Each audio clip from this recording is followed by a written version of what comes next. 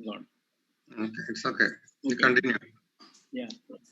So it comes in different sizes. The sizes varies, but usually it is 10 French waters. 9 French is also available. So these are the two common indications wherein it is used. The migration is less with this. Otherwise, the straight stent usually migrates. That's a problem with the straight stents. Okay. So this is named after Sohendra. No, Sohendra? Named Sohendra. As last class I have shown the picture. Yeah. Yes.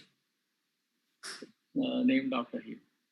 Okay, so one is the uses already you mentioned, this malignant biliary stricture, then the stone disease. This doesn't have side holes, so the early clogging is not there. So identify these stents. So because these are straight and internal holes are there sideways all along the stent, these are plastic stent. First one is a straight plastic stent, second one is single pigtail plastic pancreatic stents. So plastic pancreatic stent. Yes, both are pancreatic stents. So Yes. because of the side holes, and this is a single. What is the use of the single pigtail? Single pigtail prevents migration, whereas the straight stent we wanted to migrate earlier for post-ERCP pancreatitis prevention we can use. Single pigtail we can use for pancreatic strictures where we don't want the stent to migrate. The stent to migrate inside. Inside, yes. Yeah. So it will definitely migrate outside because the chances of the pigtail is down. So the name of the first stent is called Genant pancreatic stent. Okay, so it has got a contour for MPT. That's why you can see that bent. Okay, and the second one is a cement pancreatic stent. This has got the external pigtail to prevent inward migration. So it has got that multiple side holes and the ductal flaps. Okay. Yes. Good. So the difference between plastic and metal stent. What is the and it's already mentioned here that the metal stents. When will you opt for a metal stent? So when a patient is inoperable for a malignant condition, Yes, that is for uncovered metal stent. That is for an uncovered metal stent, I will prefer that. For a covered metal stent, mostly for biliary strictures, that is benign. Dr. Samir, yes, sir. Between plastic and metal stent, when do you decide? Sir, one is depending upon the lesion that we are seeing. Metal stent will be preferable for a malignant lesion, which is not operable. So these patients we can give palliative self-expanding uncovered metal stents or a partially covered metal stent if a cystic duct insertion is high above. And for covered metal stents, we can use for benign lesions because recent studies are showing that putting multiple plastic or a covered metal stent are showing equal effect, maybe better benefit with covered metal stents. Fully covered. Fully covered. Fully covered metal stents. And fully covered metal stent we can also use if there is a perforation, bleeding, uncontrolled bleeding. Yeah. Okay. So if the life expectancy is more than 6 months, we can go for a metal stent in malignancy. Okay. Yes. Welcome, Dr. Matthew Philip. Are you there? Yes, Roy, I am here. Okay, we would expect your expert comments. No. I am in another webinar also. Okay, fine.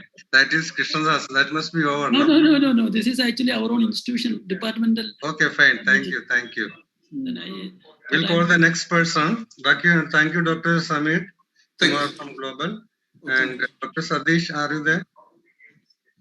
Yes, sir. Okay. Yes. Okay. Sadish. So, can you identify this? It's quite simple. So, biopsy forceps. Yeah. Okay. So, can you tell something more about the biopsy forceps? What is the,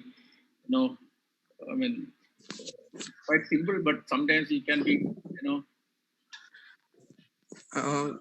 where all you are using this, and how many times you can, or how many bites you can take. Yes, sir. Biopsy forceps can be used in Barrett in esophageal condition like Barrett esophagus or early carcinoma. In Barrett esophagus, we will continue with the Seattle method procedure. Then this forceps also can be, then other gastric carcinoma or doubtful lesions, we can use the same biopsy forceps in colonic conditions also. Then it okay, so it is basically used to take biopsy. Biopsies. Okay. Any other Yes. purpose? Sir, it's a polyp. You can diminutive polyp. You can. Okay, diminutive polyp. Polyp. You can just remove it. Then biopsy. And foreign body, smaller foreign bodies. Small foreign bodies. Okay, fine. Small foreign bodies you can take. Then. Then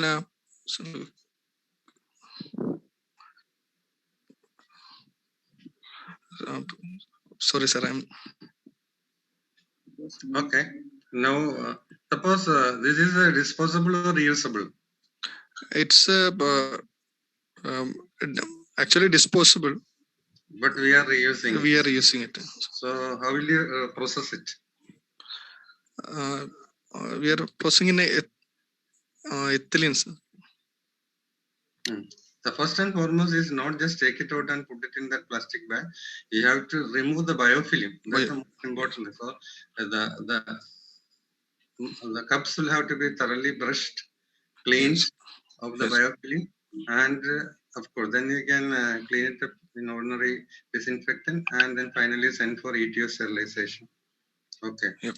Now, how do you know whether your biopsy forceps is really going to open inside when you put it inside?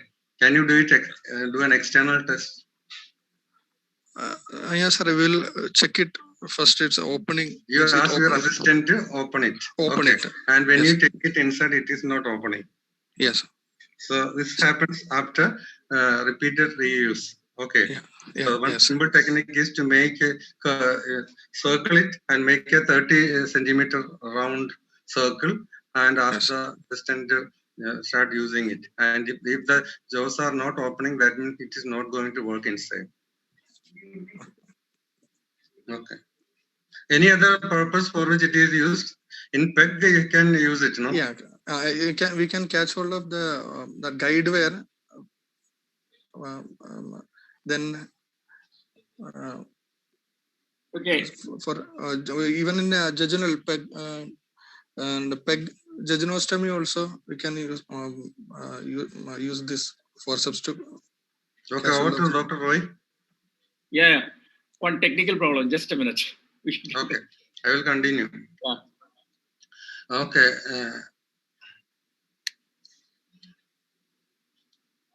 How do you reprocess your endoscope?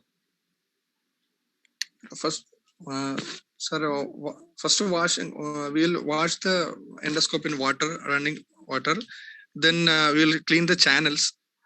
First is again removal of the biofilm using a soft cloth or a gauze or something like that. That's the most important thing. The most important thing in the cleaning of an endoscope is the removal of the biofilm, which actually will be of mucus and various blood and other things, food materials, all those things will be sticking. And if that is stuck on the surface of the endoscope, then whatever other method you use subsequently, it will not really help you. So first is removal of the biofilm. That's very important. So you clean the outside of the endoscope. What is the next procedure? Then we are cleaning the channels. You're on endoscopy unit. You must be able to tell your assistants, or we have to be able to supervise whether your endoscopy assistant is doing things in the correct way or not. Yes. So we'll brush clean the channel. Good. Yes. Yeah. Then we'll brush it first with the water. Then we'll brush it. Then we'll keep it in the disinfectant. Okay. For 20 minutes. So simple disinfection. Which disinfectant you are using? First is cleaning biofilm, and most people use an ordinary disinfectant like a Savlon to clean the outside and maybe irrigate the channel as well. And after that, they immerse the endoscope completely in the high-level disinfectant. What is the most common disinfectant used in endoscopy practice? Sidex. Side effect. What is the ethylene. chemical name? Sir, Glutaraldehyde. sorry, Glutaraldehyde. glutaraldehyde. What are the side effects of glutaraldehyde? Sorry, mucosal irritation, Yes. erythema, So the assistant can have severe allergy to it. allergy. Okay. So the vapors of that can produce a severe conjunctivitis. Then some people have rhinitis. But it spills out the skin, it can produce dermatitis, and allergic people can have a lot of problems. Then the patient, if your scope has not been thoroughly washed after immersing in glutaraldehyde, the patient can develop a glutaraldehyde-induced inflammation of the tissues, especially colitis. Yes. That can, Yes, sir. though rare. Yes. Okay. Now, what about is what all organisms are completely removed by high level disinfection with the glutaraldehyde? Sir, gram Or what all organisms are not removed? That will be easy. So biofilm forming organisms or spore forming organisms. Okay. Now, do you think that this is a satisfactory method of cleaning and reprocessing for a therapeutic procedures like ERCP, biliary, and pancreatic? No, sir, we will keep it in a reprocessing machine also. So, what exactly? What is the difference between manual and reprocessing technique?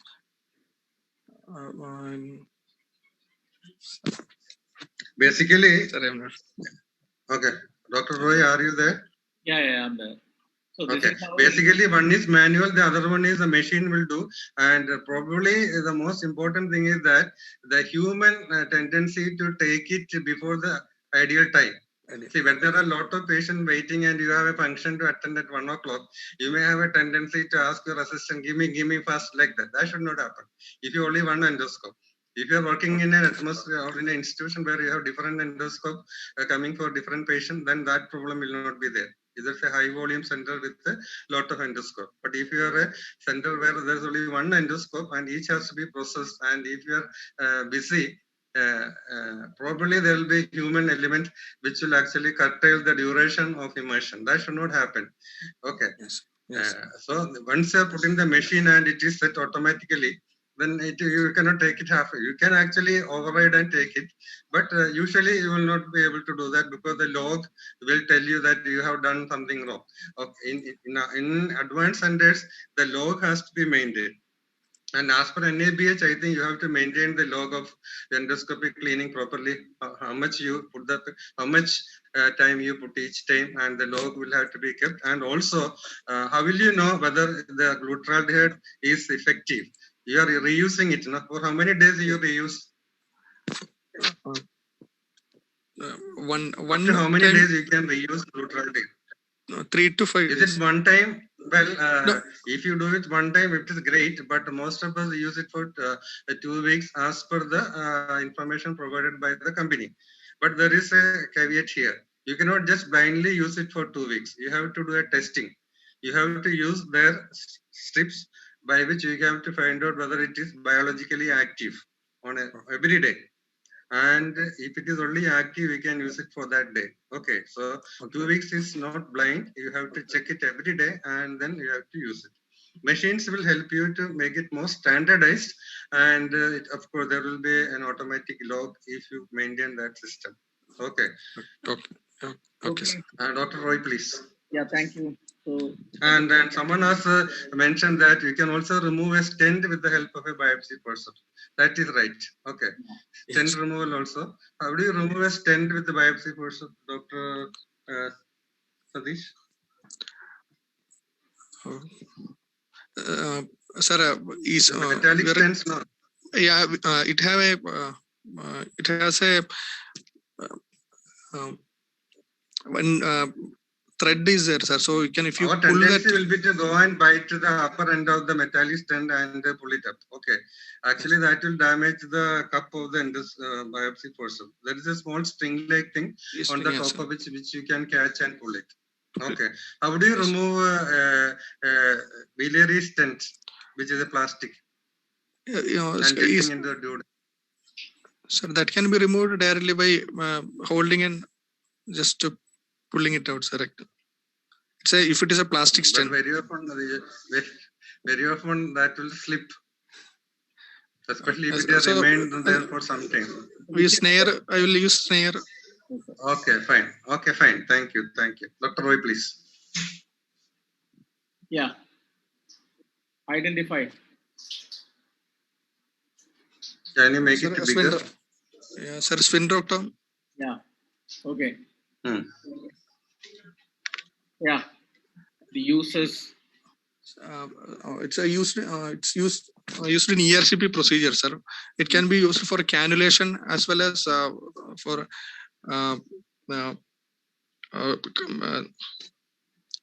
cut. It's a sphincterotomy also. Then hello. Okay. So basically, sphincterotomy, no? So it has to be when you have to do a cannulation, and then only you can do a sphincterotomy. So yes, if you read then, that, it has something. Okay, what is the direct wear technology? So this has got a triple lumen usually, so you can inject, you can yes, then inject and cut. Okay. yes. So you can bend also. So the sphincter, it can be bent according to your needs. Yes. So where all it is used? Sorry, it's used for years cannulation and biliary and pancreatic duct. Then guide wire assisted procedures like SEM. Okay, it is used for sphincterotomy, basically for bone disease, or you need to, whenever there is a need for a stenting. Yes. Biliary stenting, you may have to perform a sphincterotomy. So this is usually a wire guided procedure. It is not a blind procedure. It is a wire guided procedure. Okay. Yes. Right. Anything else, Dr. Varghese? Do you have a separate sphincterotomy for pancreatic work and biliary work? Yes, sir. There is a different sphincterotomies are available. Sir. How is it different?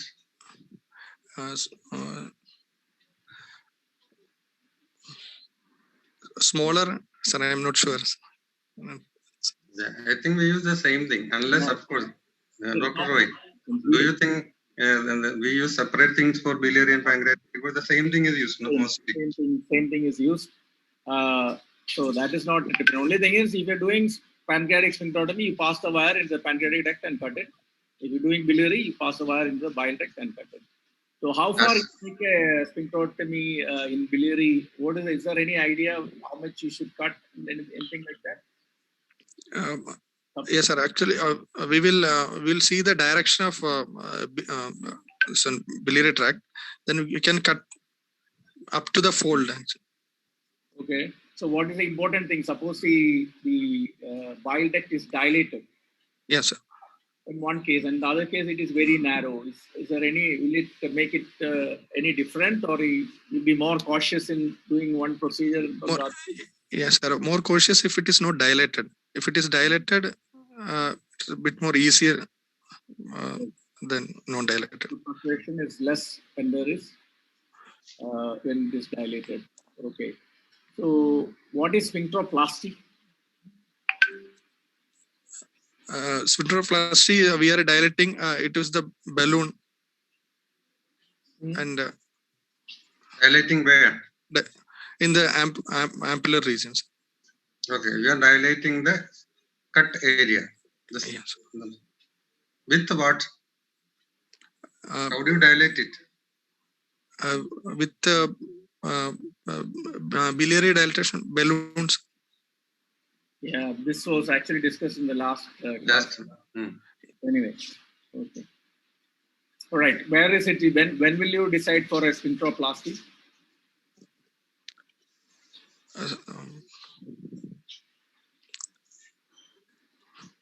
Do you understand the question? When do you decide to do sphincteroplasty?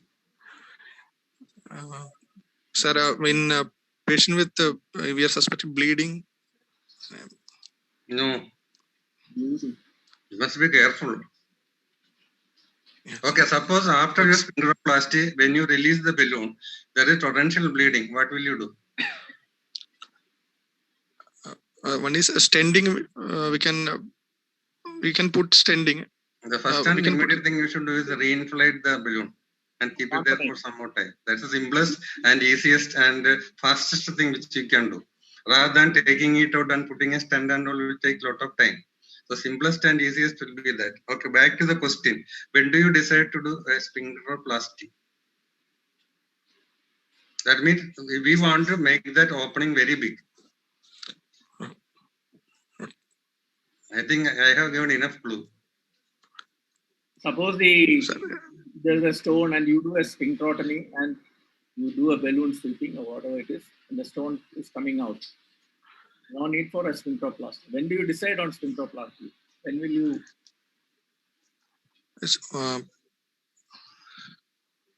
Okay, when the stone is big or when it is a very big stone, no? You may find it difficult to take it out through an ordinary sphincterotomy cut. So you have to dilate it. Okay, but this I think we discussed last time. Yeah, I think. Okay, we move to the next person, no? Okay, thank you, Dr. Satish. Now we'll go to Dr. Ravi Kiran. Dr. Ravi? Yes, sir. Yes, sir. Yes, sir. Good evening, sir. Good evening. Identify. Yes, sir.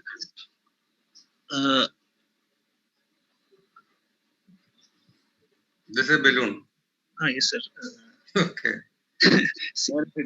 CRE balloons. Hurricane balloons, sir. Sorry. Oh my God. I will ask you one. Oh, sorry, sir. Sorry, sir. This is balloon trawling for removal of the CBD stone, sir. Yeah, we were somewhere near CBD, no? So yes, sir. Naturally, balloon trawling, connected with that. Yeah. Okay, Dr. Roy, continue. So this is a extractor balloon. Extractor balloon. So here again it's wire guided. Okay. So yes, sir. Go above the stone and just remove inflate and then balloon trawls. And inject. It's a triple lumen. Balloon occlusion cholangiogram also. Yes. You can do occlusion cholangiogram like what is shown here. And inject above, inject below, and do occlusion also. Okay. So suppose you fail to take out stone by this balloon. What is the next step you go for? We can use a basket and go for a crushing of the stone if the stone is big in size. And if which there is a distance, which basket? What is the name of the basket? A trapezoid basket. So, is there any other basket by which you just catch the stone and try to pull it out? Simply pull it out rather than crushing. Yes, sir. First is sweeping, then using a basket. Then if it doesn't come, then you have to cut it. A lithotripter can be used also. Lithotripter. Okay. Mechanical lithotripter. Mechanical lithotripter. Yes. And if it fails with mechanical lithotripter, what is the next? Then we can use a cholangioscope and go for a laser lithotripsy. Laser lithotripter. Sir. You don't have the cholangioscope. You have not purchased it. You have just started. Any other simple methods? I think last week we discussed the same. I think we were just. Okay, you can put it plastic stent, no? Plastic stent and can reattempt afterwards after 48 hours. 48 hours. Dr. Roy, is that correct? 48 hours? Did you say 48 hours? I didn't hear that. We discussed this in detail. 48 hours. No, we said no. The more the stent is there, the chances of the stone getting smaller by friction because it moves up and down. So it won't come down in 48 hours, no? It will take a few weeks. No, 1 to 2 weeks, sir. Not 2 weeks, more than that. What is the longevity of this plastic stent? Usually up to 3 months. Okay. So usually 3 months. So you can keep the stent, as long as at least 2 to 2.5 months, we can keep it. And then, right, if there is no cholangitis or anything else, the stent block is not there, you can keep the stent like that. No problem. So the more you keep it, the size of this next time Stone the is- chance of getting the stone out is easier. Okay, before we move out of this balloon, I will ask you one funny question. Which are the situations where balloons are used in gastroenterology? Apart from a celebration in your unit.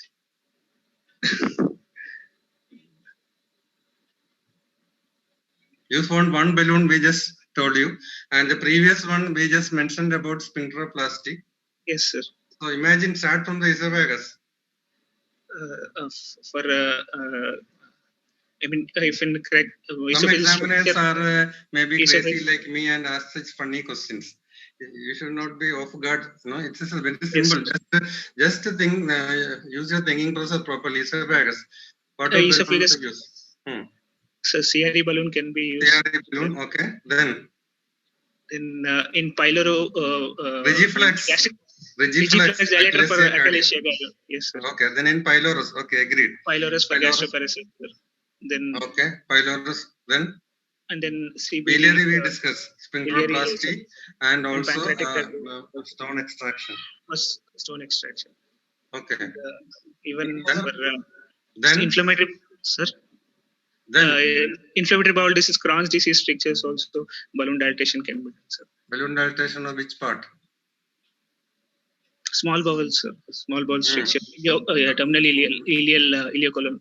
Okay, but many people are not as enthusiastic or bold to do like that. Okay. In colon also we can do.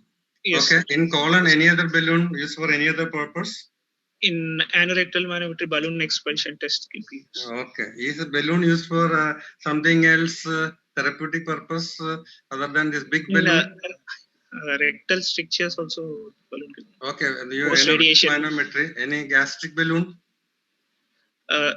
For gastric, I mean bariatric procedures, sir. Yes, and last time we discussed Blackmore Sengstaken balloon, Linden balloon, etc. Intragastric balloon. Yes. Okay, so there are so many balloons used in gastroenterology. Okay, different sites, different purpose. If you just remember like that, you won't miss anything. And yes, okay, in few seconds you will narrate all those things. So even when you remember it in an orderly fashion. Okay, that's a small digression from the topic. Over to Dr. Roy. Okay. So identify this accessory. So this trapezoid basket, sir. You have already mentioned. Yes, sir. With useful for crushing stones in difficult stones, large stones. Okay. And, what are the advantages of this basket? Sir, I mean, in case of impacted basket, also we can dislodge the wires, sir. By cutting the sheath, we can dislodge the wires and we can remove the baskets. Not by cutting the sheath. Actually, before that, this has got two other advantages. One, you can pass the guide wire by the side. You can actually direct the. Suppose you have a intraductal stone, or so you can pass the wire and over this you can see that wire which is going by the side. So you can direct the direction of the basket can be to a certain extent we can manipulate. That is one thing. Yes. Yes, okay, there's an injection port there. Yes, sir. And the other one is what you said. No, if you tighten too much, you can see something in the tip of the tip of this thing will get removed and the wires will open up. But this is not as strong as the other basket. No, if the stone is little harder, this just gets off. So sometimes it can be a waste also. This is one advantage of this. Smaller stones can do that. Okay. Yes, sir. So, right. Okay, thank you, Dr. Ravi Kiran. Now I will call Dr. Jagdishwar from KIMS. Jagdish, are you there? Yes, sir. I'm here, sir. Okay, fine. Identify. It's non-covered self-expanding metallic stent, sir. Biliary stent. Yeah, that is true. Okay. This is a metal biliary self-expanding stent. What is it made of?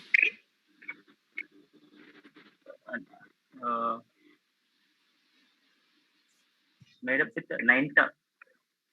What? I didn't hear that. 9 Just 9 repeat. term. 9 or something else. I think the alphabets are correct. Is it nitinol or nainiton? 9 term. Okay, maybe your way of pronunciation is different. Okay, Actually, continue, please. okay. So this is actually sorry. So different companies make different photo. What are all the stents which are available for the biliary problems? Metal stents, different types. 10 type, no idea. Right. I know that it is covered, can be uncovered, can be partially covered. You have any idea? Oh. What is the Dr. Jagdish? Yes, sir. Okay. The question is that what are the different types of biliary metallic stents used? Partially covered, fully covered, and uncovered sensor, and one more will be biodegradable stents also. Okay, metallic. We asked metallic, no? Yeah. Okay. So if you are asked what are the different types of stent, we can say metallic, plastic, biodegradable, like that. Here it is metallic stent, therefore fully covered, partially covered, uncovered. Okay. What are the indications for fully covered, uncovered, partially covered?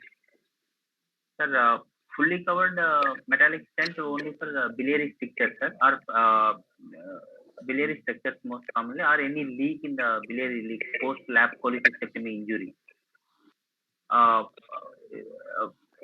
Partial uncovered metallic self-expanding metallic stents or partially covered self-expanding metallic stents for the hilar cholangiocarcinoma, like non-curative gallbladder carcinoma with bile duct pictures. Any complication when you use fully covered metallic stent? Migration will be the most common complication. Yes. And Cystic duct obstruction causing cholecystitis. how do you circumvent that?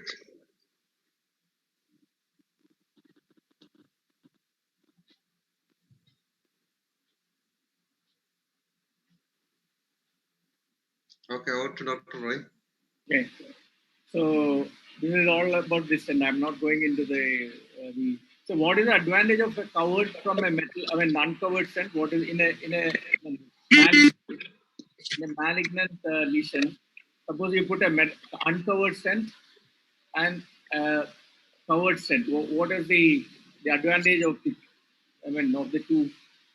One, you said that if it's uncovered, you prevent the cystic duct block. Yes, sir. So if it is covered, what is the advantage? Sir, covered it will be less chance of migration, and epithelialization will be more in uncovered stents, sir. In malignant. Yeah, Can you make it clear? Uncovered, there is less chance of migration. That we agree. So what is the advantage of covered? When do you use, why can't you use then uncovered and do it for the same purpose? Sir, uncovered covered stent. Why do you want a cover for the stent? What is the principle behind putting a cover for the stent?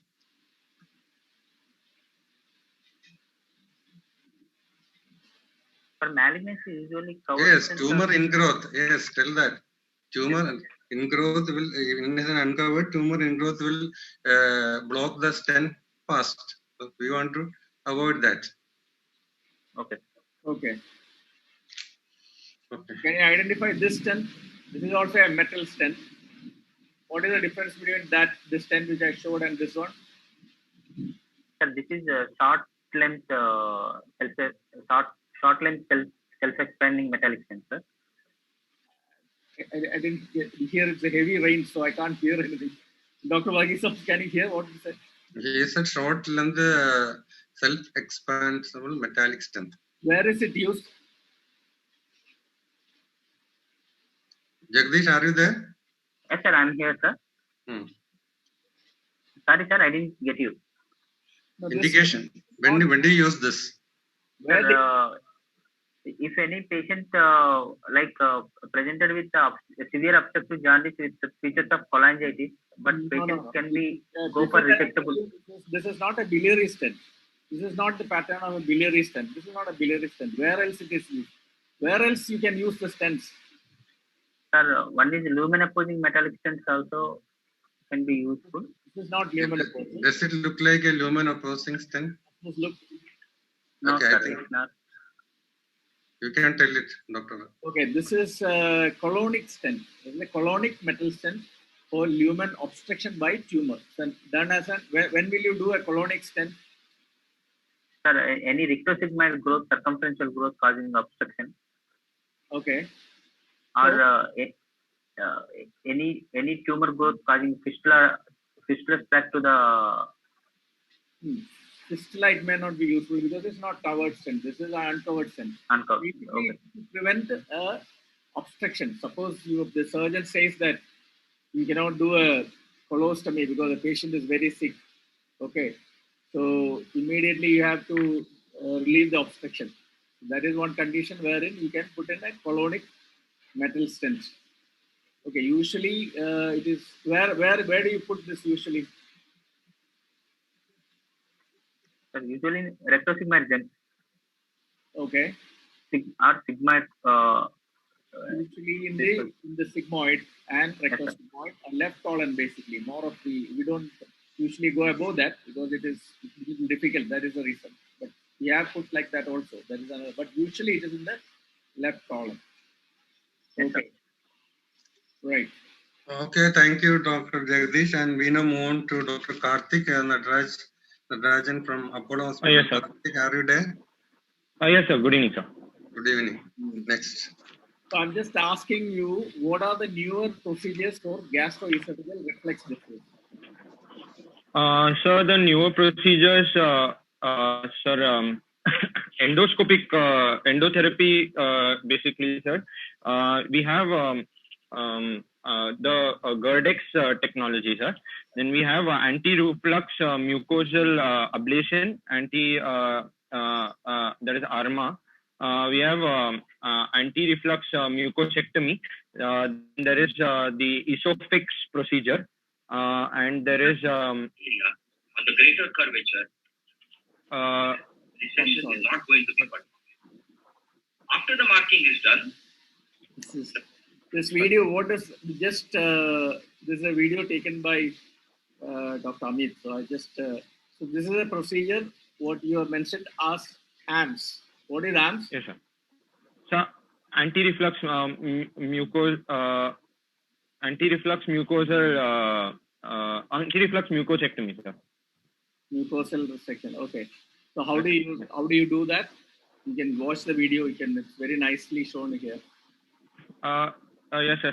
First, we endoscopically we will grade the OG junction based on the Hill's classification, and type A and B respond to this maneuver. I mean, this method more than type C and D. And first, an injection is done, followed by an similar to an EMR. We do it for 2/3 or 3/4 of the circumference of the OG junctions. And then so that much of the mucosa is removed, and then it is we can apply clips, and it will heal by scarring, and it will decrease the hiatus, sir. I'm sorry, the OG junction will the max OG junction will then become more narrow, and then it decreases reflux by that method, sir. Right. So what are the complications of this? I'm sorry. What are the complications of this procedure? Sir, complications, sir, the procedure related, sir, if selection of the right patient, sir, type A and B of Hill's classification will respond. C and D, they don't respond that well. Second is bleeding, perforation, and some excessive, if we go beyond 2/3, 3/4 of the entire circumference, sir, it can lead to dysphagia as well, sir. Yeah, you can develop a stricture. Stricture, sir. Yes. You develop a stricture, what will you do? If we develop a stricture, then in these patients we can offer them, we can do a dilatation, sir. You can do dilatation. So what is ARMA? So ARMA is anti-reflux mucosal ablation. Here ablation is done using the APC probe, sir. Not only APC probe, RFA also. The better procedure is done by the knife. You can use any of the BSD knives which is available. So here the importance is it's done like the mucosectomy. You raise the G junction and then you do ablation of again in a butterfly fashion. You can see the two wings. Oh, yes. So here again, it is only done for Hill's grade 1 to 2, or at the most, the 3. Sometimes you can do the 3 also. And you can see after the follow-up, you can see that the G junction gets constricted. So this is a good procedure. It's quite simple also. This is again it's for the okay. Now this is hello. Yes, sir. Yeah, what is this procedure? Sir, this is the Gerdex procedure, sir.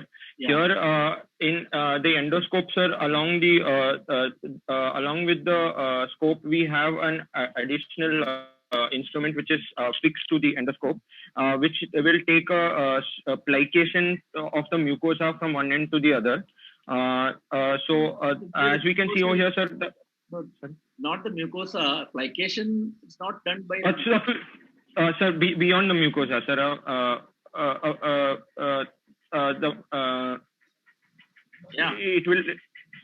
It can even take full thickness. Suture, sir. Yes, sir. So this requires 2 scopes. One is the nasal scope, which you have to pass through so this is actually a view from the nasal scope. I mean, the slim scope. We are seeing that what the Gerdex, the applicator is doing. Okay, so that is Gerdex. So that's it. Okay. Well, thank you, Dr. Karthik. Now we will go to Dr. Joe. Dr. Joe from Master. Yes, sir. Okay, start. Identify this. Can you identify this?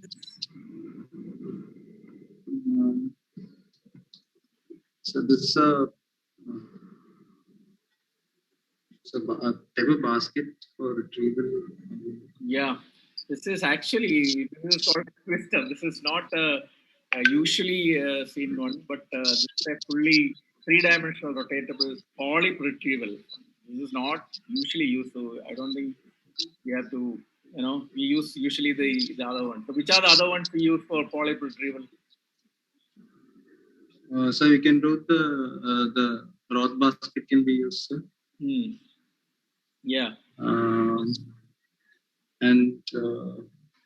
So normally we use the Roth basket, and even foreign body retrieval basket can also be used. It's a large. Okay. This is quite a useful one, but it's not used routinely. Okay, so identify this quite easy. It is the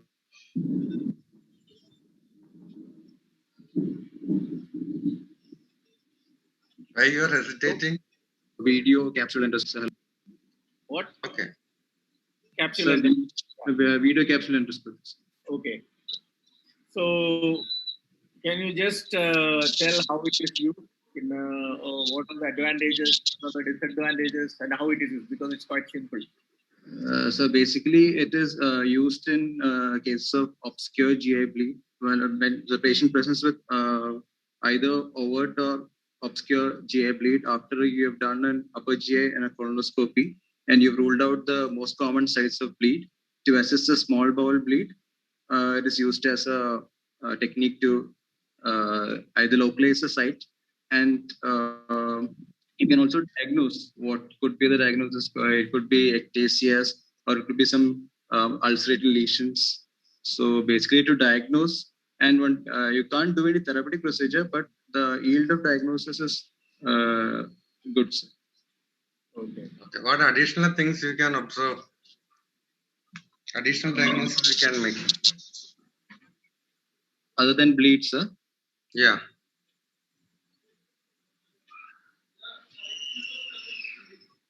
You can find out tumors, Yes, sir. all those things. In fact, one of our patients with advanced cardiac disease could not undergo endoscopy when he had melena repeatedly. And Okay, we sir. decided to do capsule endoscopy. Upper GI endoscopy was normal. And when we did capsule endoscopy, we found that his duodenum was teeming with hookworms. Okay. Okay, It's sir. a simple disease, but we had to do capsule endoscopy to find out. So sometimes it happens like that. Okay. So before you do capsule, do you be careful? Definitely, sir. It's always ideal to do a CT angiography to make sure that the lumen is patent. Otherwise, if you have an access to a patency capsule, you are safe. But otherwise, definitely you need to assess the small bowel by doing a CT angiography and make sure there is no obstructive lesion, because retention of the capsule can cause the capsule may burst, it can cause perforation. So such complications can be avoided if you do a imaging prior to a capsule. Okay. So how do you decide whether the battery is alive or not? The battery is alive, sir. Actually, after you prior to inserting the or asking the patient to swallow the capsule, you will be attaching the electrodes and receiver on the patient's body, and once you swallowed the capsule, the light should be the blue light should be blinking, sir. Once it is out of the place where it is kept tight, I think the light will start coming, no? Yes, so once it starts transmitting, the blue light starts to blink, and once it stops, like if it's a red light or if it stopped blinking, that definitely you should inform the What's patient. the average duration of life of a biopsy for a small bowel capsule endoscopy? Sir, 8 to 10 hours. I'm not sure. Yes. 8 to 10. Is it only for small bowel, or can we use the capsule for any other purpose? How many types of capsule you know? Sir, I don't know. I'm sorry. Can you use it for colon? Or colon capsule or video colonoscopy, video capsule colonoscopy, is it available, or is my imagination? It is available. It's available, but much less used, because the success rate is not as high as in the case of small bowel endoscopy. Can it be used for diagnosing disease of the upper GI tract? So, it's quite difficult to assess the esophagus. Okay, agree. Stomach and duodenum. Up to a limit. But stomach also, sir, you might not get the image of the fundus. Yeah, because we may not be able to assess all parts of the stomach properly, because but duodenum can be assessed, because once you use a duodenum, it's a tubular, so you can assess the duodenum. So you can use it mainly for small bowel and colon. Okay. And is a capsule type of system used for any other purpose in gastroenterology? So, sorry, sir, capsule? Capsules, use of other capsules rather than the therapeutic capsules, use of capsules in gastroenterology. So wireless capsules. Sir, actually, there are various upcoming techniques where you can access the capsule with a magnetic field, and you can. That's coming only. Bravo capsule, have you heard of? So sorry, sir. Bravo esophageal motility system. Oh, Bravo capsule, and the entire GI tract and the GI transit wireless capsule motility system is there. So the wireless capsule motility system can be used for esophageal motility and for the entire gut motility. For example, in gastroparesis, we can use small bowel paresis. We can use it also to study the movement of the motility pattern of the colon also. Okay. Now Okay. this screen you are seeing too many videos. Yes, And, sir. and you must remember that there will be approximately 8 hours of video. And Yes. to watch this 8 hours, have you done this? Have you ever sat in front of this workstation and tried to analyze the As- capsule endoscopy videos?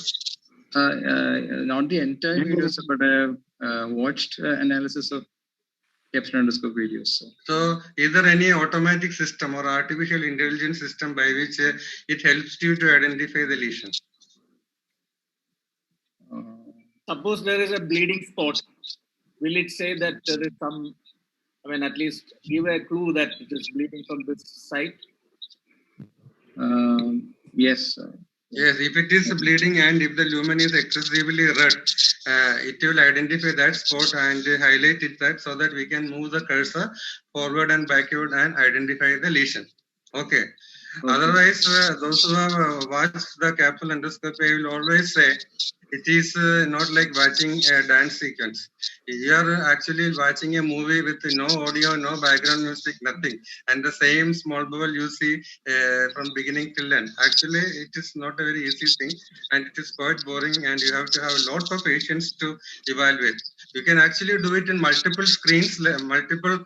You are actually seeing multiple frames, no?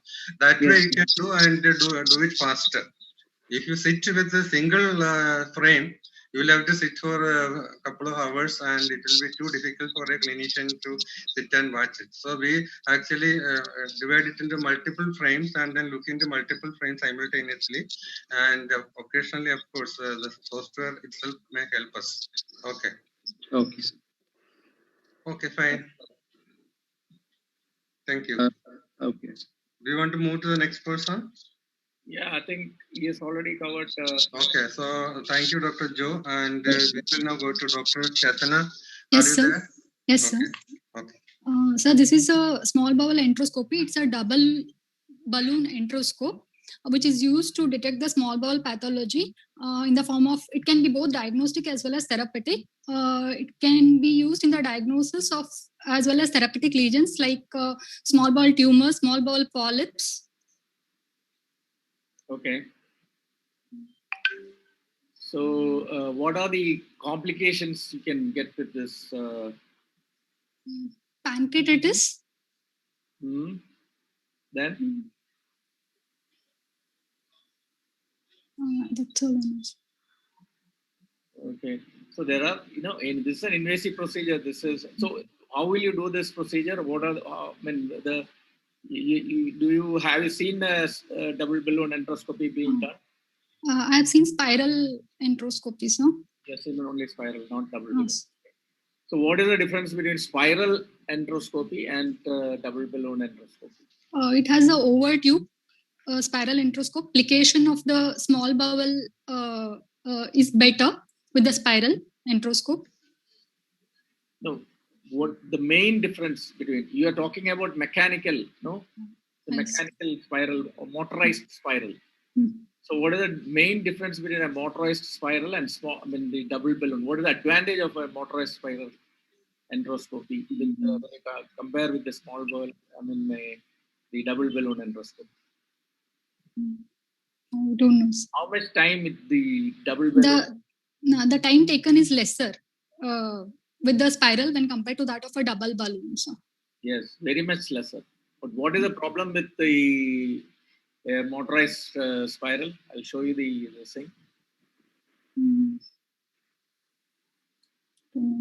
Not all patients you can do spiral enteroscopy. So some patients you may not be able to. Have you heard about single balloon enteroscope? Yes, sir. Okay. So which company makes the single balloon enteroscope? Olympus, sir. Yes. Which company makes double balloon enteroscope? At least know the names just for the sake of. Pentax. No, it's not. It's Fujinon. No, love it is easy. What is the third company? Pentax. No, it's No, not. Olympus and Pentax is over. Which is the other company making it? Fujinon, sir. Yes. Fujinon makes the double balloon. Okay. So this is the power spiral you've been talking about. Yes. So the advantage, as you said, the time taken is much less. But the problem is the spiral endoscope cannot be used in certain patients. Can you mention some of these patients who is definitely cannot be used? No, I don't know. Okay. Patients who have undergone surgeries, previous history of surgery, it is not advisable to do power spiral. So the other advantage with the power spiral is it's got a NBA also. So we can make high quality images and the next level in enteroscopy. Just a video which shows that the power spiral, how it goes. So this is an attachment which is fixed to the endoscope, and it automatically drives when you apply the switch. It has got a forward and backward movement. So the main advantage is the time which is being much reduced when compared to the double balloon or even single balloon. Okay. Okay. Right. Dr. Varghese. Yeah, that's it.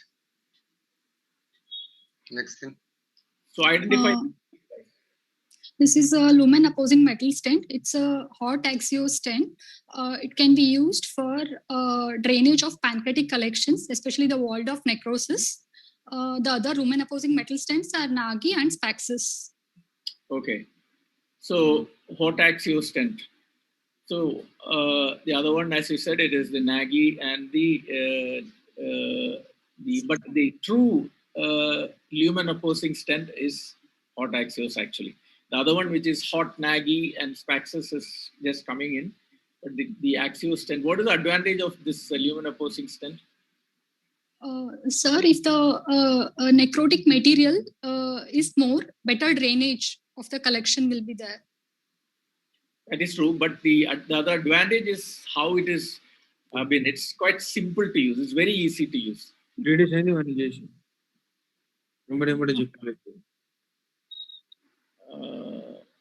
Vivek, please mute. I had a video, but it's not. Anyway, this is actually a one-step procedure. You don't have to, previously we used to do when there is a pseudocyst, you have to puncture it, then dilate it, and then put stents like that. But the axios has got it's a one-step procedure. You just puncture it, then release. There is no further things being done. So it is very easy to do. That's one advantage. So what is the biggest disadvantage with the stent? Bleeding chance. Not at all common, because it's a very safe procedure. But there are certain other complications. Okay, more than that, the biggest disadvantage is the price. It's very expensive. So that is a main reason. But the bleeding happens when we keep the stent for more than a certain period. So usually you are not supposed to keep these stents for more than 3 weeks or 4 weeks. That's the maximum time you are supposed to keep. So if you put a stent, you think that this patient has got a Waldorf pancreatic necrosis, which is infected. Okay, so you put the stent. So you want to make a necrosectomy. So when will you do that? The same sitting you do that? You wait for the drainage of the collection, sir. If it is not draining, then you can go ahead with the necrosectomy. Okay. Sorry, some problem. I'll have to contact my technician. Dr. Varghese, can you continue this? Okay, you are not. What are the other methods of necrosectomy other than endoscopy? So it can be either a percutaneous drainage or video-assisted retroperitoneal drainage or surgical drainage. So. Okay. When do you suspect that there is an infection? If there is persistent fever, or if there is an ultrasound or MRI scanning which showing necrotic material, solid material, especially if it is more than 30%, then we go for the drainage. No, that is can be sterile necrosis also on ultrasound or CT or MRI. So is there any clue by which you can say that there is possibly infection if you just see some appearance on the imaging? Non-enhancement of the contrast on CT scan. That actually shows that it usually when it is necrotic, it will be there will not be enhancement. No, only vascular areas will show enhancement. So necrosis means it has already necrosis and there is no muscularity. If you find air bubbles, what actually means? It indicates that there is anaerobic infection. Okay, so air forming bacteria is already there and it's producing infection. Okay, what are the usual type of bacteria which infect the pancreatic necrosis, wall of pancreatic necrosis? Klebsiella, Pseudomonas, Enterococcus. Okay, both aerobic as well as aerobic. What antibiotic you use routinely? Usually, you can use a third generation cephalosporin or ciprofluoroquinolones or imipenem. So. Yeah, because in most of the hospitals, third generation cephalosporins are not useful because of the resistance. Because in the hospital there is resistance. Yes. And these patients have been multiply manipulated patients. So you may have to use imipenem or higher, not third generation cephalosporin. Okay. All right. You're back? I'm back, but again I'm fighting. Okay, is it to show the video?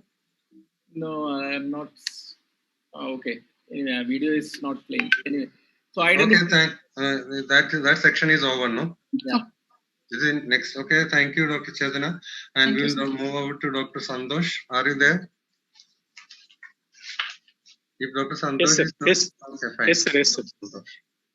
Can you identify this accessory? It looks like a forceps, but what forceps? We have already shown forceps, so no crocodile toothed forceps, sir. No. It is either anything which is jetting out from the tip. It is not, no. One more clue. This is used when there is bleeding. No. Okay, this is called a quiac forceps. Quiac forceps. Yeah. Where is it used? Sir, it's used for treatment of bleeding ulcer, peptic ulcers, or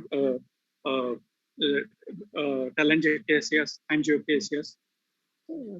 But this is very often used when you induce bleeding due to a procedure. So when there is a lot of dissection. Yes, sir. So when are these procedures which produce a lot of dissections and bleeding? ERCP polypectomies and ESTMR. Okay. Much more extensive dissection. Actually, you have seen it in that earlier video for reflux disease, no? They have been coagulating some area. Okay, now for POEM. Sir. Okay, whenever there is submucosal dissection and bleeding, this can be used as a very efficient tool. Okay, sir. Okay. Actually, if, when POEM was started only, this they have made, because this is one of the mainstay of the procedure. Because any bleeding large. Without this, I think you can't imagine the POEM. That is right. Okay. And of course, now that the device has come, and it is also useful to control other types of bleeding also. So that has become useful to control most of the other indication which you mentioned. Okay. So what are these instruments? Sir, this is a water jet. Look carefully. EST. For EST. Yeah, this is one triangular tip knife J type, the accessory which is used for ESD and POEM. So the advantage is this has got an injection port also. Yes, sir. Okay. This is made by Olympus actually. So there's the previously there was only other one which was the Obey, which has got the all the facilities, but this they have made it afterwards. Okay, this just to know, you have to know some. If they show this, then you have to mention that these are used for ESD, all things you should know. Yes. That's all. Like Yes. this is a hook knife. This is a hook knife J again. It's got a water jet one. I mean, auto injecting port. Yes, sir. So identify this accessory. Not sure, sir. Okay, this is an Yes. IT knife. IT. Yeah, this has got an insulated tip. Okay. So the advantage is you don't cause any perforation to the mucosa, which is opposing. So you can safely do when you're doing a ESD or some procedures like that. The advantage is a ceramic tip, which prevents Okay. damage to the mucosa. Okay. So Okay. So this is. Can you identify this one? This is what I was telling about the. Can you see that it is made by one company? Yeah. This is called. This one. Quadris. This one. No, this is a hybrid knife. Hybrid knives. Yeah, where is it has both injection and incision. Yeah, where is it used mainly? It's used for poem and poem procedure, and even EST it can be used. This is basically they've made it for poem because it's got the advantage of injection, cutting, coagulation, all in one this thing. Okay, right. Thank you. Thank you, Dr. Santosh. And we now move to Dr. Cyril. Are you there? Cyril is not there. So, Dr. Samir Kumar, are you there? Yes, sir. Yes, sir. Okay, Dr. Samir. Okay. Identify. Sir, because there is a detachable end is there, so mostly this patch to intragastric balloon for obesity. Right. So this is an adjustable. What is the advantage of spats balloon? Advantages, I'm not aware specifically. Adjustable balloon. So you can adjust the volume of the balloon by adding. You start with smaller. The liquid which is you're using will be smaller. Then you can increase it. The patient is not tolerating, or if he's not responding, you can add more. If he's not tolerating, you can reduce the. So that's the advantage of spats balloon. Okay. So what are the complications with this balloon? So one, it can rupture. So generally we put methylene blue so that we will know. And intraprocedural complication like aspiration, bleeding and perforation also can occur. Yeah, it can cause all those problems, but main side effect which we are seeing, after putting this balloon is what? The patient will come the next day and come and say that please take out this. Bloating, patient will complain of early satiety and bloating. He will be vomiting, nausea. The problem is that is why we have to.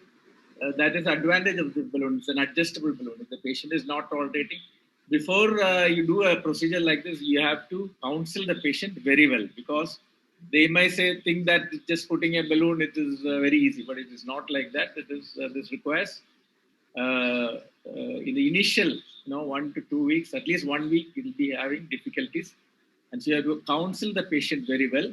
And then there's your dietitian will give a slip. Actually, what should they should take only the liquids initially, sips like that.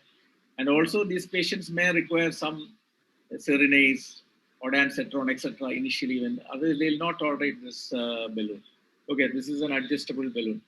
Okay, then the bioenteric intragastric balloon. This has been the most used one, which is the other advantage with spats is you can keep it up to 1 year. That's the one other advantage. But these other balloons are only for 6 months. But this is FDA approved, whereas the spats is not FDA approved. Okay, what is the biggest disadvantage of this procedure? You reduce the weight, and then what happens? It reaches a plateau, sir. After less than 2 to 3 kg per meter square reduction in BMI can be there, but after that it reaches a plateau, and probably patient will not benefit further with that. So we'll either eventually go for a surgery. No, this is for a temporary. Temporary. Patient is very well motivated, and he can keep the balloon for 6 to 8 months or 1 year, and he reduces the weight, and then if he is motivated, he can continue the same lifestyle. Then he can maintain. The other indication is suppose you want to do liver transplant, or you can even do a bariatric surgery itself when there's too obese, so you put this balloon, reduce the weight a bit, and then do for bariatric surgery. The other thing is the NASH. We can temporary, again what I said, the lifestyle modification. Some patients may, if they can tolerate it for a certain period, reduce the weight and then continue the lifestyle. You can that's the advantage of this one. The problem is the moment you take out this balloon, and if the patient is not in a good lifestyle, they will regain the weight. That what you said is right. Dr. Varghese? What are the types of surgery for morbid obesity? Sir, we have Roux-en-Y gastric bypass. We have sleeve gastrectomy. Then biliopancreatic diversion with duodenal So switch. basically, it is a reduction in the volume of the stomach. Yes. It can be done by various methods, okay, including endoscopic, newer endoscopic methods, and then biliopancreatic or diversion. You don't allow the food to reach the duodenum and upper jejunum, so divert it. Okay, various forms of surgeries are there, which has more complication. Sir, Roux-en-Y gastric bypass and biliopancreatic diversion with duodenal switch has most complications. Okay. Because this is malabsorptive also, so patients will have a lot of nutrient deficiencies developing later. Okay, so apart from weight loss, they may have multiple nutritional deficiency, which you will have to address too. Okay. Have you heard of duodenal mucosal ablation therapy? Yes, sir, duodenal mucosal resurfacing. Where what is it used for? For metabolic syndrome, especially to control type 2 diabetes, where they ablate the endocrine cells of the duodenum, which by incretin effect will reduce blood glucose levels and help in diabetes control. So after a few months, the mucosa will regain, and what will happen? Is it a permanent method or temporary method? Even though the mucosa regains to normalcy, the incretin producing cells are not repopulated to the same extent. So it is neither permanent sort of nor temporary. You may have much more prolonged action when compared to the resurfacing occurs. Okay, thank you. We will move to the next person. What is the next one? Dr. Kurivula, are you there? If Dr. Kurivula is not there, Dr. Sadish from Pushpagiri. Is there? Sir, Kurivula is there. Kurivula is there. Okay, fine. Dr. Kurivula. Okay. Next one. Dr. Kurivula, can you identify this? At least have you seen the picture, or have you seen in some workshops somebody is doing this? It looks like a very complicated tip of an endoscope or a device rather. It doesn't look like an endoscope. It looks like a device with some multiple things attached to it. Sir, bariatric surgery endoscoping suturing device. Right. What is the name of it? Name. Okay. You can read there. It's actually a part of it is covered by your screen. Sir, oversight. Overstitch. Okay. Part is covered. The upper part of it is covered. Probably you are not in slideshow mode yet. I think I'm in slideshow. Okay, maybe it's okay. Overstitch. Yeah, it's an Apollo overstitch. Okay. So where it is used, where all it is used? Again, sir, it's used in bariatric bypass surgery, bariatric surgeries. They'll stitch in the greater curvature to reduce the size of the stomach, to reduce the absorption and intake. Okay. Where else you can use it? Ulcer suturing in ulcer bleeding for endoscopic suturing, we can use it, sir. Then after gist removal. You mean perforation? Perforation, yes, sir. Perforation also you can. Okay. So we can actually make perforation during procedure and easily close this. Earlier, perforation was one of the dreaded complication. Now people are not that much afraid. During procedure, even if they perforate, they can close it with confidence. Yes, sir. Yeah. Okay. So that is this Apollo endosurgery. The problem with it is costly, so it is not very widely used. But it slowly can, once they start making it in India, it can be. How much is the expense? So I think it comes around 2.5 lakhs around for the one procedure. I mean, for this bariatric. I mean, one. The instrument alone. Yeah. Okay. But I think it is. They are now probably okay. Can you identify this instrument? Sir, it's that for EUS guided for biopsy. EUS.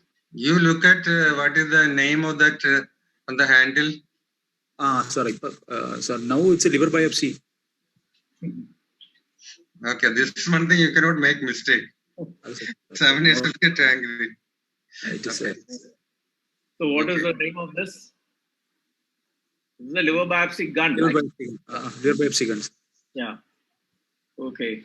So can you name the previous types of needles which were used? Historical information? Yeah. Do you know? Jamshedi, sir. That is Jamshedi. Earlier one was Wilm Silverman. Then came Mengini, which was mainly Wilm Silverman is a cutting needle. Mengini was an aspiration needle, and then came True Cut. This is actually a fast True Cut. This is actually a True Cut only, but it is done in an automated fashion. Okay. So can you? What are the contraindications of liver biopsy with this? Sir, any bleeding disorder and with the chronic liver disease with platelet less than 50,000 and deep-seated lesions, lesions. Then one is related to liver functions. One that is prolonged coagulation time and low platelets. Okay. Next is related to the general condition of the patient, sir. When patient is too sick. Then we won't do most of the invasive procedures, no? Sir. Then there are something which are very common for all procedures. Patient did not give consent and patient is too sick. Okay, we want much more specific contraindications. If there is massive ascites, will you do? Sir, after draining the ascites only, we have to do the liver biopsy. Okay, then if there is a pleural effusion on the right side, or if there is a right-sided pleural pathology, you have to be very careful. Okay. If there is a hydatid cyst, you have to be careful. Hydatid cyst. Okay. If there is a hemangioma which is likely to be in the passage route, you have to be careful. Also, if there is massive biliary dilatation, yes, you have to be careful because massive biliary dilatation is also a contraindication. What will happen? Hemophilia, sir. How will you diagnose hemophilia? Ultrasound or CT scan. Ultrasound and CT. What is the diagnostic feature of hemophilia on imaging? Hyper enhancement can be seen. Enhancement? Because of the arterial in the bile, inside the bile duct, sir. If the bleeding is torrential, you may find the site of bleeding. The contrast may extravasate into the biliary tree. Okay. Otherwise, you may find even sometimes clot also in the bile duct, as seen as foreign, like clot occupying the biliary tree. On endoscopy, you can obviously find out the blood coming from the ambulatory orifice. Awesome. Suppose there is coagulopathy and ascites. What way, what way you can take a biopsy? Transjugular biopsy, sir. Transjugular biopsy. Any other way? US guided biopsy, liver biopsy. Any other way? What are the other methods of obtaining liver tissue other than percutaneous? Sir, okay, percutaneous you have mentioned. Then you said also transjugular. Then you mentioned EUS. Is there any other method available for our colleagues to take biopsy from the liver? Laparoscopic, sir. Laparoscopic. Yeah, laparoscopic as well as laparotomy. Laparotomy. Yeah. Okay. There is one more percutaneous method, that is a plug biopsy. Have you heard about a plug biopsy? No, sir. Yeah, plug biopsy is actually there's a sheath. Actually, I don't have the pointers. There's a sheath which is introduced, and through that you take the biopsy, the true cut biopsy, and then you seal the biopsy with gel foam slurry. You make a gel foam slurry. Have you heard about gel foam? It's used to close fistulas as well as. It's mainly used for angiographic techniques. Angiographic. No? Okay. Now you have a patient with a huge liver and altered the liver biochemistry. And the liver is very huge. It is palpable till right iliac fossa. And you are planning to do liver biopsy. What are the things you should be careful?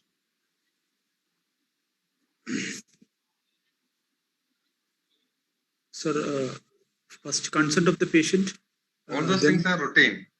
Actually, when you have a very huge liver, you should think twice before doing biopsy because the diagnosis is amyloidosis. So if you don't have this plug biopsy, okay, sir, you will have to shut your hospital and run away. What happens?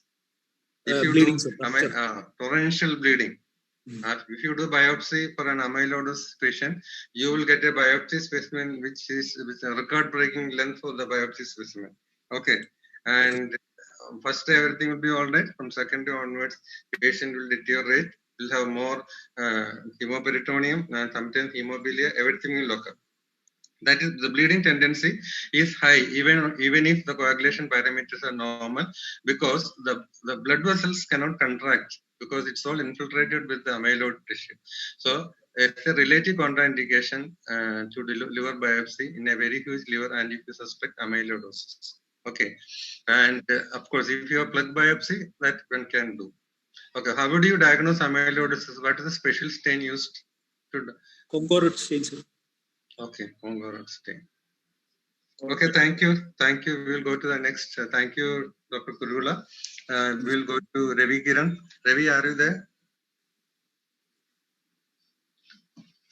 Ravi, if not there, we'll go to Karthik. Sir, yes, sir. Can you identify this accessories which is being shown here? Sir, is it transjugular? You're right. Yes. So where is the tip of the apparatus in the last picture? Yes, sir. For transjugular, sir, for tip, sir. Transjugular liver biopsy. Sorry, transjugular liver biopsy, sir. Okay. Yes, sir. Right. The transjugular liver biopsy. Liver biopsy. Okay. So nowadays, not much of transjugular is being done because of the other methods which are there. But transjugular is an excellent method of getting, doing liver biopsy when there is contraindications. The problem. When do you want to do transjugular liver biopsy? Sir, we do a transjugular liver biopsy in patients with ascites in patients in whom if there is some superficial skin infection that precludes a liver biopsy, and So in the patients usual in whom we want to measure contraindications of liver HVPG. biopsy, no, like massive ascites. Okay, Yes, sir. the superficial, that means the superficial lesions are there. Skin soft tissue infections, sir. Okay, all those things are there. And if we want to measure the HVPG at the same time, we can do this transjugular liver biopsy, sir. I think one of the situation where you do is that when there is profound coagulation failure, still you want to do liver biopsy. What is that condition? DIC, sir. Acute liver failure. Sometimes you sorry. are able to make a diagnosis. Acute fulminant liver disease. You may have to do sometimes. And in which case you can do. So why you are not bothered about bleeding in transjugular liver biopsy? In patient with profound coagulation failure also, you can do it. But why you are not bothered about the bleeding which occurred? There has to be bleeding at the site of puncture. But why you are not bothered? Sir, in other words, where do you take the biopsy? What is the route by which you go? So through the jugular vein, we go, we access it through the hepatic vein only, sir. Okay, agreed. You go to the hepatic vein and then take biopsy. My question is that. So there will, yes, sir, there will not be any extravasation of blood outside. It will be within the vascular. Yes, that is it. Bleeding, the lumen. Bleeding will be into the vascular system only. So obviously there won't be any blood volume loss or blood volume contraction will not occur. Okay, what are the complications of transjugular biopsy? Sir, complications. Sir, if there is, there can be some hemobilia, sir. Okay. Any perforation apart from that. But you can actually produce capsule perforation if you are in the periphery. Yes, okay. Then. In addition to that. Okay. Sometimes cardiac problems can occur. Arrhythmias. Yes, sir. Other things. Okay. Yes, sir. Arrhythmias can occur. Yes. Okay. Is the tissue bigger or lesser compared to conventional biopsy? Sir, compared to conventional biopsy, sir, tissue will be smaller in size, sir. But reasonably adequate to make a histological diagnosis. Yes, sir. Yes. Okay. I think next week we have got GA pathology and there will be some discussion on this next week. Okay. Over to Dr. Roy. Can be local hematoma also. So you have to apply pressure after taking out the needle from the site. Okay. Right. Next person. Dr. Jagdish. Yes, sir. Okay. What is this? This is not used by us, but this is used by... Used for our patients. For our patients, by our colleagues. Our patient, but we will send to our colleagues. Okay. Are you able to identify Dr. Jagdish? No, sir. No, sir. Okay. Okay. Dr. Roy, tell me. Percutaneous radio frequency ablator. Okay, it's a probe which is used for the... Where do you use this? Sir, RF probe usually for hepatocellular carcinoma in early stage, sir. Stage A, child A, and with normal coagulation factor with mild portal hypertension. Okay, so it is an ablative procedure. What else are the treatments of smaller HCCs? What are the other? There is a microwave ablation, radiofrequency ablation, resection, and transplantation. These are curative procedures. Anything which was practiced in India, cheaper methods. Prior to advent of all these things, something else was injected. Alcohol. Yeah, percutaneous ethanol injection. So what is the problem with that percutaneous ethanol injection? Okay. Then after ethanol, you also used acetic acid. Okay. So problem was the pain and the entire. When compared to ethanol, acetic acid was superior in the form. It completely ablates the tumor, but ethanol won't completely ablate the tumor. But the problem is again the gel form which we have shown earlier. No, the gel form is used to seal the tract when you take out the needle. The- Patient gets severe pain when the acid leaks out. Okay. Okay. So I think we'll go a little faster. Who's Yeah, okay, faster. We're already 9:30. yeah, who's next? Okay, Chetana, are you there? Yes, sir. This is hemospray. It can be used in case of diffuse bleeding lesions, such as in case of malignant bleed. This is for patients who had malignancy. What could be? MIT, who is that? Please mute. Sojan, can you mute? MIT.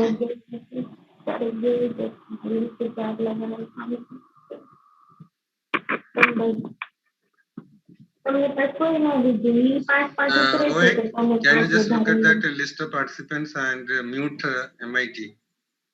MIT. Sojan is the host, he can do it. MIT. I can't do that. Okay, Sojan, can you do it? Mute MIT. The host has to do it. Okay, done. Okay, Chetana, continue. So it's a hemospray powder, which is made up of fibrin. It is used for diffuse bleeding lesions, such as malignant bleed. Okay. So there are a lot of indications for this hemospray. If you take the list, there's umpteen number of indications. For in view of lack of time, can you just narrate it fast, Dr. Roy?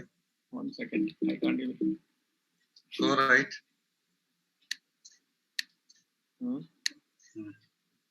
back. You're going back. I'm going backwards. It's okay. You just okay. Okay. So almost all the lesions, they say that it is useful, but the problem is this hemospray is not available in India. The original hemospray, which is made by Wilson Cook, is not available in India. This is whatever we are using is made by the local companies, which is not that effective as it is mentioned. Okay. Okay. So who's next? You can continue that. Joe. Yes, sir. Okay. Can you identify this stent? So it's a elastin, sir. Yes. Where is it used? It can be used for refractory variceal bleed, post AVL ulcer bleed, and after you have done a variceal banding, if the patient requires to have rebleed, definitely this can be used as salvage therapy. Right. Okay. So how do you use it? I mean, how do you deploy this stent? Do you have any idea?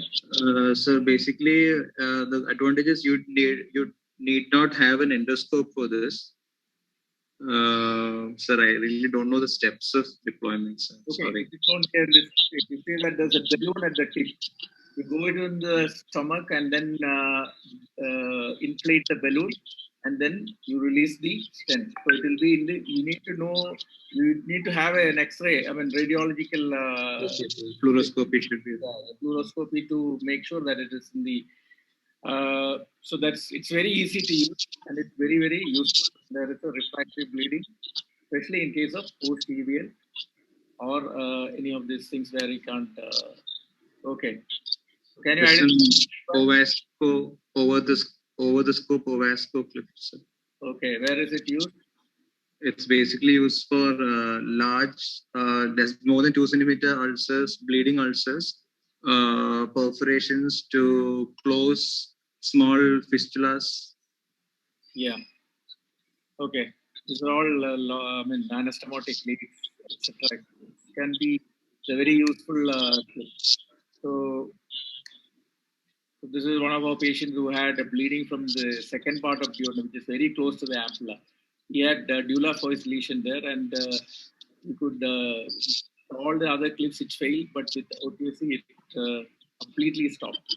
And it was so it's a very useful technique by which. How do you deploy this? So it's basically you have to. There's a cap and you can suck the. It's almost like similar to, not similar, but the steps are almost similar to like banding. Yes. You suck the area and then you deploy the clips. Yeah, right. You deploy the clip. So this is also a similar accessory for where it is used. This is a similar accessory, but it is not used for bleeding, but it's used for some other purpose.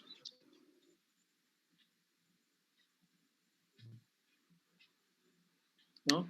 So this is a full thickness section device. It's again made by OS Endoscopy. So you see a polyp like this, and you can't, you're not sure that whether this will cause perforation or you can actually suck in the polyp, deploy the clip, and then resect it over it. So this is a full thickness resection, again made by the Ovesco company. Okay. Okay, sir. This is how it is shown. You can suck the polyp into the gap, or you can with using that forceps. It has got a forceps which comes along with that, and suck in, then apply the clip, and then cut it. Right. Who's next? Dr. Santosh. Sir. Yes, sir. Okay. Okay. So, what is this instrument? The cholangioskop and pancreatoscope. Which cholangioskope is a single? I mean, what is the name of the cholangioskope?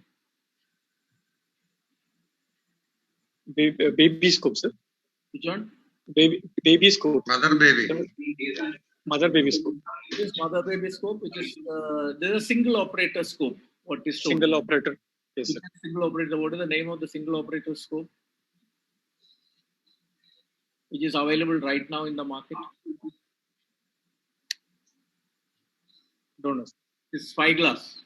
Spyglass. Okay. So can you identify this accessory? This is actually the spyglass. Probably with the biopsy forceps, the spyglass. What is the name of the biopsy forceps which is used in the spyglass? Spybite. Spybite. Yeah, this is a spybite forceps. Okay. So where is it used? For to identify, to take the biopsy from a stricture or lesion, cholangiocarcinoma or lesion, and IgG for disease. So whenever there is an indeterminate stricture, yes, you can take biopsies. So earlier we used to take brush biopsy or blind biopsies, but now with the advent of the spyglass, we can actually take biopsy by visualizing the lesion. What is this procedure which is shown? It's already written there. Laser lithotripsy. Yes, this is a laser lithotripsy again used through the spyglass laser lithotripsy. When there is a large stone, we can powder the stone completely and clear the bile duct. Okay. Yes, sir. Anyone else is there? No, Samir Kumar. Yes, sir.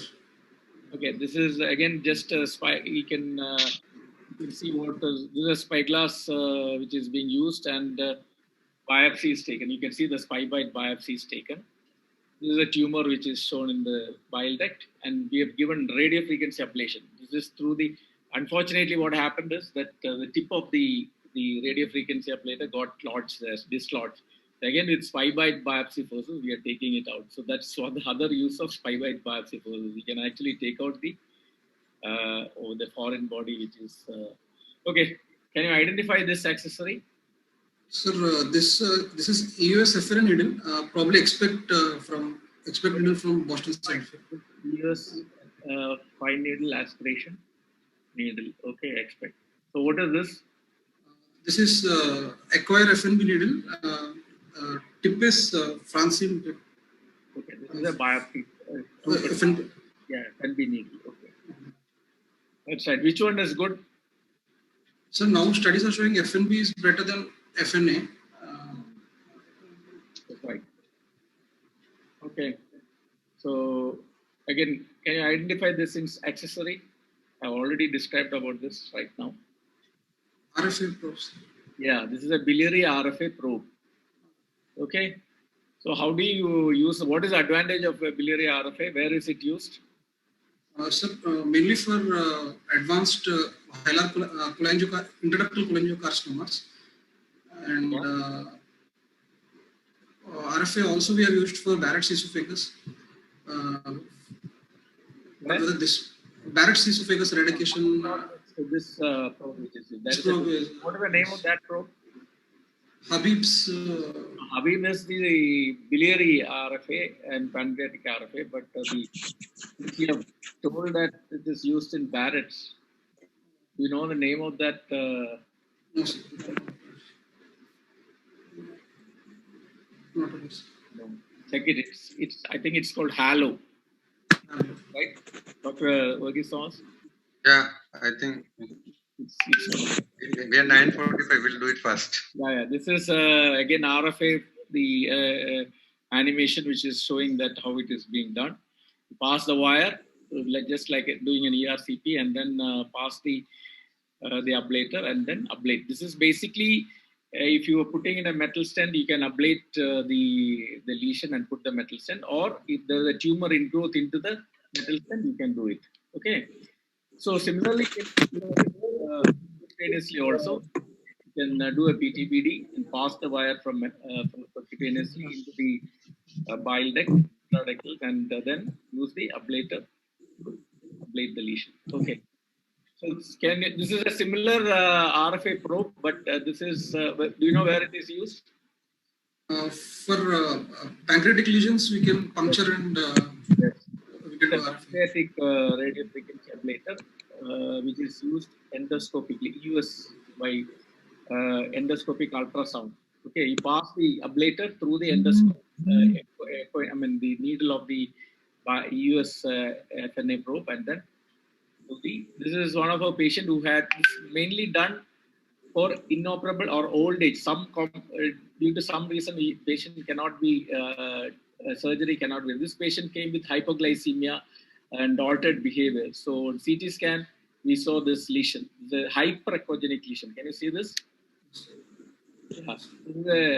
So the biopsy came as a neuroendocrine tumor, and what we're doing, since she was not agreeable for surgery or any other procedure, what we're doing is we're passing an echo endoscope, the biopsy forceps into the lesion, and through that you can see that this is a FNA needle, 19 gauge FNA needle which we are passing, and through that needle we pass this probe and then ablate the lesion. You can see the ablation which is happening.